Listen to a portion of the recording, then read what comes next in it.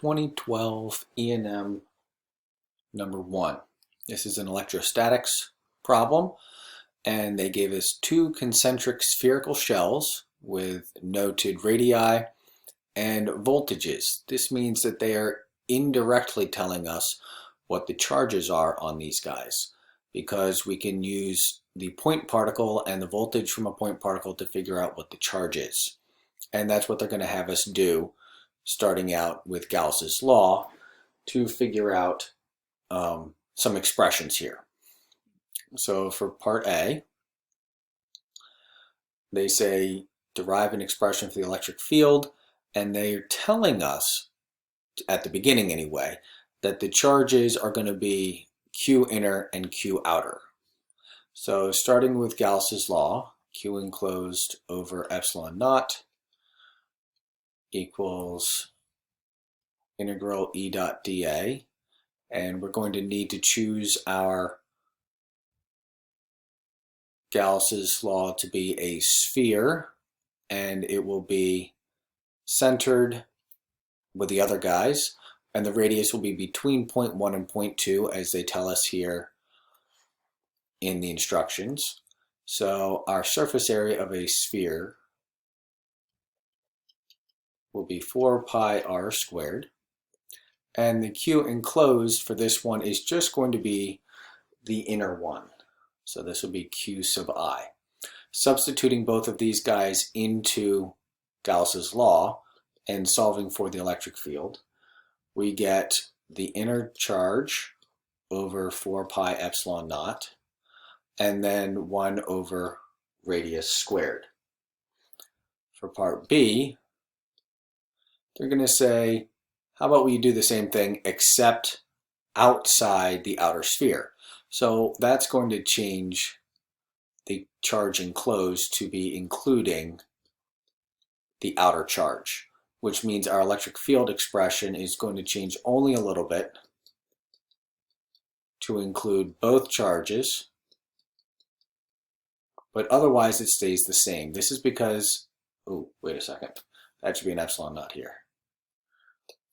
That's because these are conducting spherical shells, which means that all of the charge, the inner charge, is on this ring here, and all of the outer charges on that ring there. So when we move from between to outside, we're only including that extra outer charge. There's empty space in between these two shells here, so it's not like we're filling it up as we do in other questions where they give us non-conducting spheres where the charge is spread out. All right, part C. How about we figure out the electric potential, and they want us to be outside. So the electric potential outside, so change in V is going to be integral E dot dr, and we have an expression for E as a function of R, so we can use that. And in this case, let's start out very far away. So remember what we did in class. We put all the toys away, all the pluses and minuses charged, and then we brought them in one at a time. And then when we were going to figure out what the electric potential was, we took our tiny little positive test charge from infinity and we brought it into a position R away from our spheres.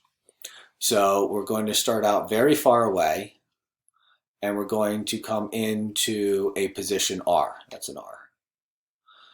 So we're going to substitute into our integral Qi plus Q naught over 4 pi epsilon naught. Those are all constants. And then we will have our variables here, dr over r squared. And when we integrate these things, we're going to have a 1 over r with a minus sign. So this minus sign is going to go away. And our overall expression is going to be Qi plus Q naught over 4 pi epsilon naught, 1 over r, and don't forget that you need to evaluate your limits. In this case, the infinity, or increasing without bound properly, means that the whole expression goes to 0, and we have our expression here, as Qi plus Q naught over 4 pi epsilon naught 1 over R. And again, this infinity means that the voltage is going to be 0, so we don't even need that. All right, part D. Using the information given, find the total charge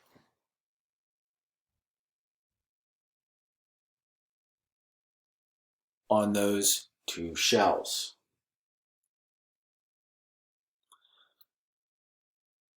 Now they tell us that once we get to the outer shell, we're at 100 volts right there.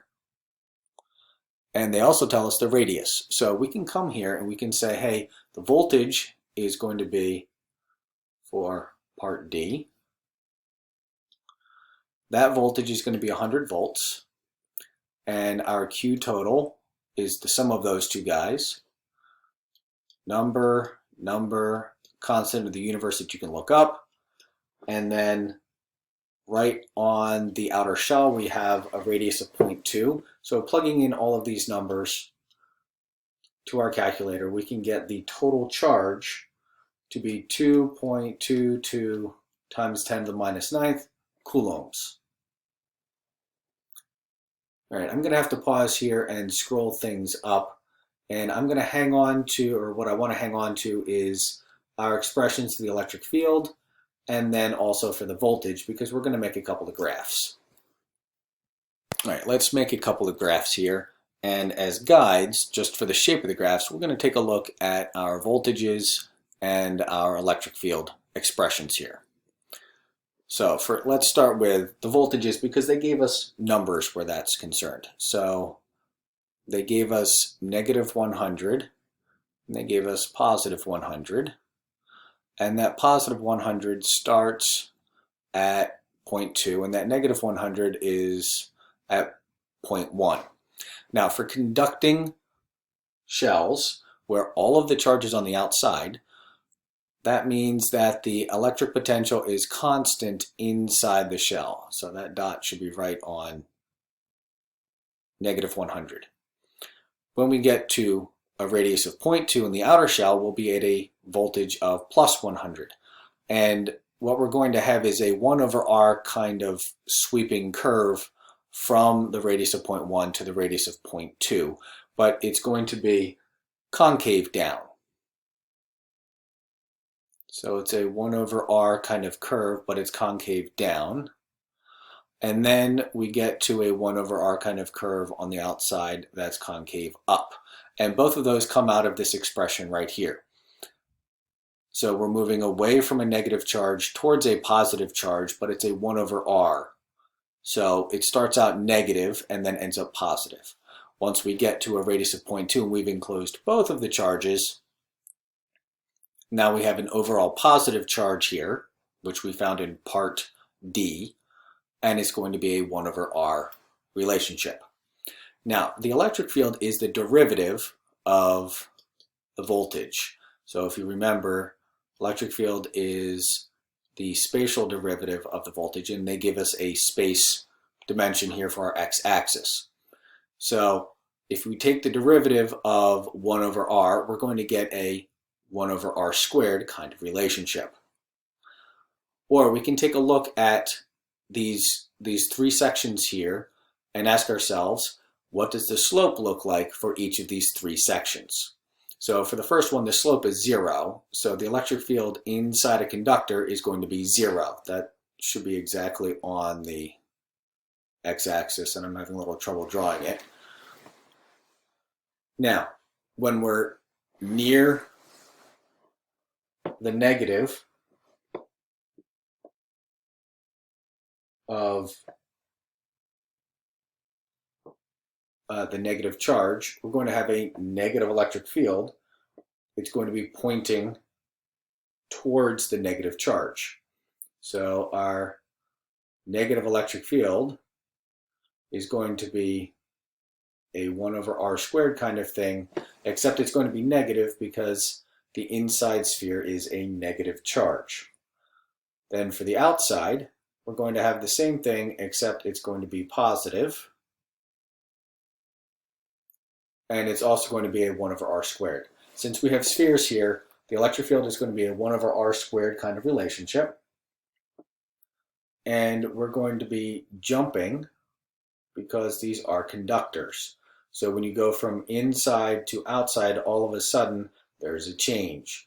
When you go from inside to outside, all of a sudden, there is another change as we've now included more charge.